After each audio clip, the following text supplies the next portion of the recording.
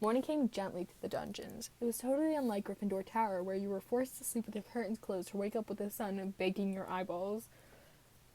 The high-placed windows in the dungeons only allowed ambient light in the room. Harry found that it was just enough light to emphasize the ethereal quality of the small boy huddled in his arms. He watched Draco sleeping every now and then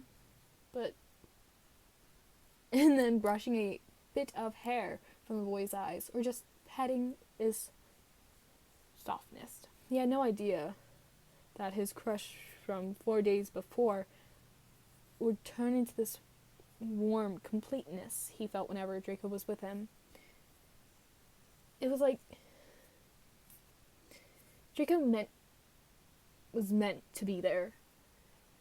Be he 17 or 5. Granted, the feelings were different. Harry had wanted to kiss the 17-year-old until neither of them were able to see straight.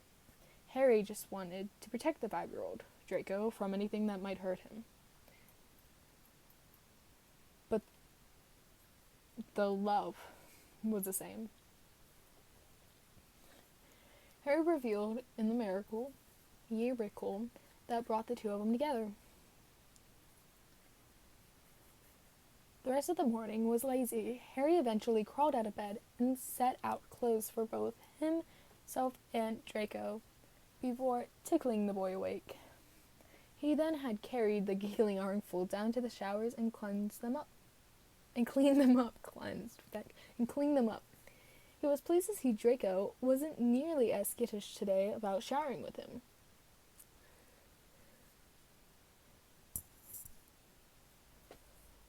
When they got back to the common room, they passed Greg and Vince on their way to their own shower and made arrangements to meet up at breakfast. At breakfast, Draco badgered everyone into playing exploding snaps until lunchtime. After lunch, Harry had a surprise.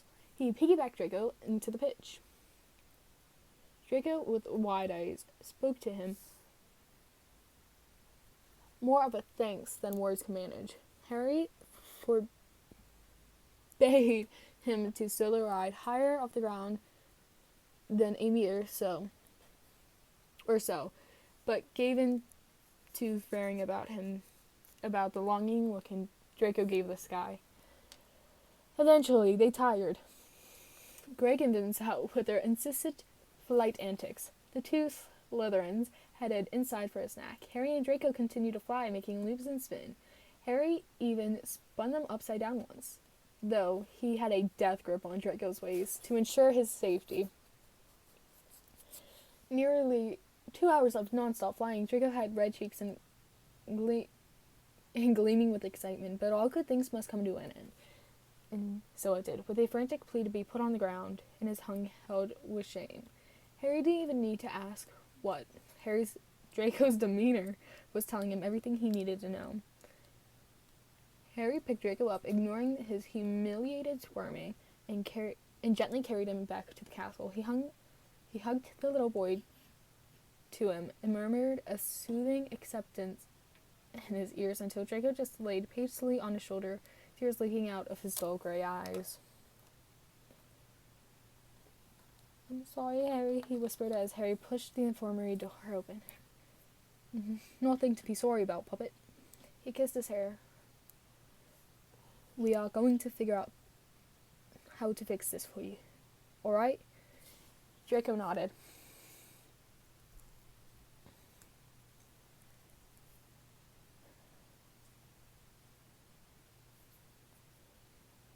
But refused to lift his eyes.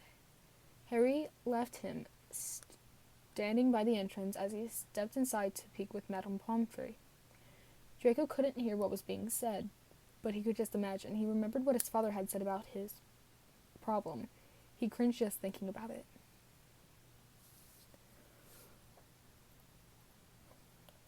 Okay, I'm going to take a break for a moment. I am going to say, I'm just looking at it now. I actually only read a little bit up, but I wanted to tell you this is where the rape is mentioned. And, yeah. So just a warning, and I am now going to be continuing. So he was a bit surprised and weary when the nurse knelt next to him, smiling. "Hello again, Draco." She held out her hand. He took it, his hand shaking. "Harry tells me you've been having a problem." Draco nodded, ashamed. "Would you tell me about it?" Tears threatened again, but he nodded slowly. I can't stop having accidents in my trousers," he whispered gently. "Do you just wait too long to use the loo?" She asked gently. "No." He shook his head. "I can't hold it in." He wanted a hole to open up and drag him in it. It was bad enough that Harry knew, but this was a strange lady. And even though Harry seemed to trust her, Draco was taught never to tell anyone about his problem. "All right," she nodded, gently chuckling, patting his cheek. "It's okay, sweetie. We'll get you cleaned up, and then we'll have a look at you." Draco's head shot up in horror. Look at me?" he squeaked. You're gonna look at me at it?" Madame Pomfrey glanced at Harry. He waved her off and knelt in front of Draco. "Hey, Poppet," he smiled. "Madame Pomfrey wants to check to see if there's anything that might be causing you not be able to hold it in. She wants to make sure you're not hurt somehow."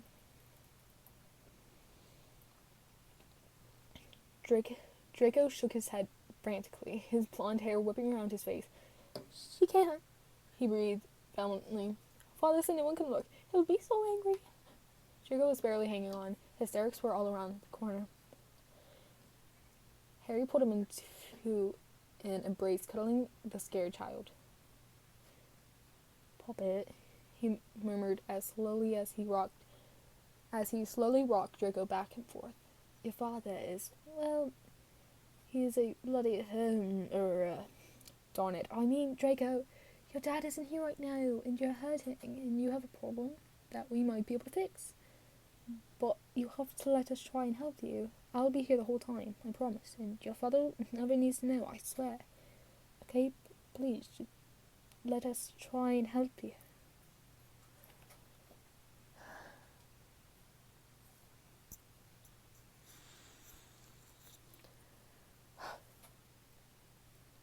Harry felt the tears begin on his neck, but Draco nodded anyway. Harry pulled back enough to kiss him on the forehead and then began helping him with his clothes. Cast a cleaning spell on both Draco and his clothes, then helped the small boy up on one of the hospital beds. Madame Pomfrey wisely stood back, letting Harry take care of the small details, not wanting to frighten Draco any further. When Harry had Draco sprawled all over his lap, hand gently petting the shaking boy, she stepped forward. "Draco, sweetie," she said, soothing.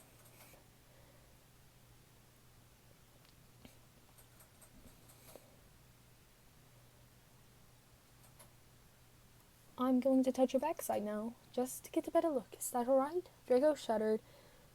Shudders increased, and he began to make a whimpering noise. Madame Pomfrey looked worriedly over at Harry.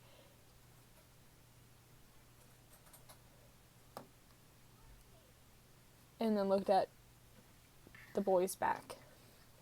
Harry returned her look, pain in his own features. "Would you rather Harry touch you, love? And I just look?" she offered instead. "Yes," came the muffled whimper. "All right, love.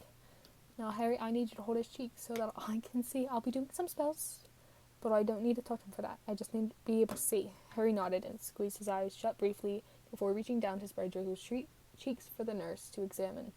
Small, whistling noises came from the spot Draco had buried his face.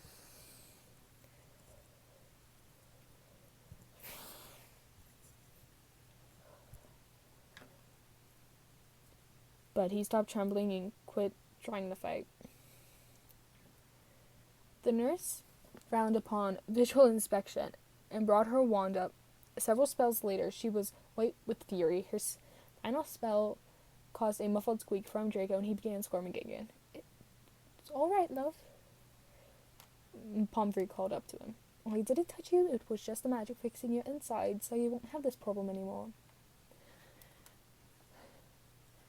She nodded to Harry, who released Draco and spun him around to wrap him in a big bear hug. "You did so well, Poppet," he nuzzled the boy. "I'm so proud of you." "You did very well, sweetie," Pomfrey agreed. "I have some chocolates in that drawer over there." She pointed.